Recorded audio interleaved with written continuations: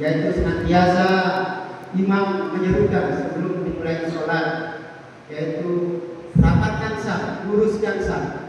Kalau di Arab bahasanya istau, luruskan saf, iktadilu, luruskan saf, iktadilu, rapatkan saf.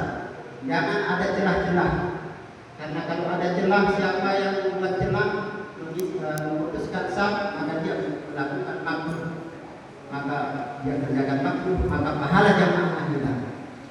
Yang kedua yang perlu kita perhatikan, yaitu di saat imam mengatakan assalamualaikum, assalamualaikum setelah selesai sholat, kita perlu melihat imam. Manakala imam belum berubah posisi duduknya, duduk tasawuf akhir atau duduk tawarruknya, tetap dia duduk tawarruk, kita sebagai makmum, manakala kita mendahului imam berubah cara duduk kita dari tawarruk tadi duduk tawarruk, kita ubah duduk kita, maka kita kerjakan makmum. Maka semestinya imam harus paham, imam harus mengetahui kapan dia tidak berubah duduk tawarruknya, duduk akhirnya, tasawuf akhirnya, maka makmum itu tetap tertinggal. Maka imam harus paham, selesai salam dia harus berubah posisi duduknya. Mungkin dia bersila atau dia menghadap imam makmum dan seterusnya. Maka jamaah akan terbebas, karena jamaah kita banyak sekali kegiatan, ada yang punya hajat dan lain sebagainya.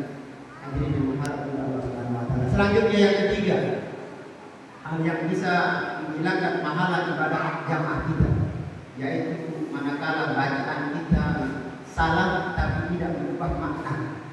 Salah bacaan kita tidak berubah makna.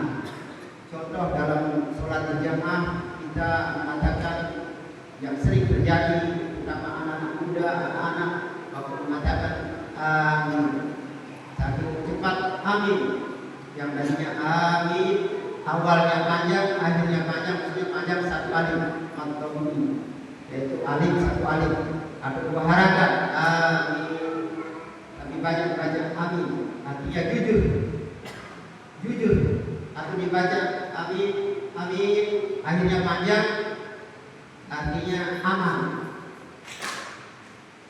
Kalau panjang akhirnya jujur, kalau tidak ada panjang aman. Tapi kalau awalnya panjang, amin, ini meminta perlindungan kepada Allah Subhanahu wa taala. Maka yang benar ada makna awalnya dan akhirnya. Tidak sampai makna berubah besar. Tapi kalau berubah makna, yaitu akan membatalkan, berubah makna akan membatalkan sholat kita. Contoh, terutama bacaan sholat, rukun bacaan dalam sholat kita yang harus kita baca dari mahal. Ada lima bacaan rukun kauli kita, takbiratul ihram yang pertama. Maka harus kita pelajari kalimat takbir yang benar.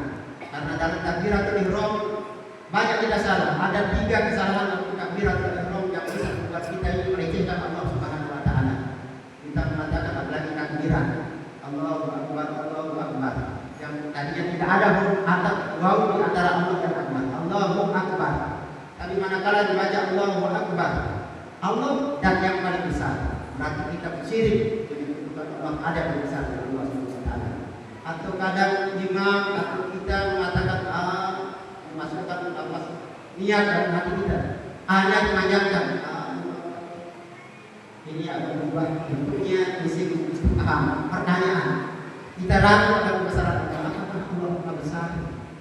Hadirin yang dirahmati Allah Subhanahu wa taala. Yang terakhir, takbir yang ringan tapi banyak kesalahan, akhirnya dipanjangkan. Allahu Akbar. Waktu azan, Allahu Akbar, Allahu Akbar, dipanjangkan. Ini akan berubah makna.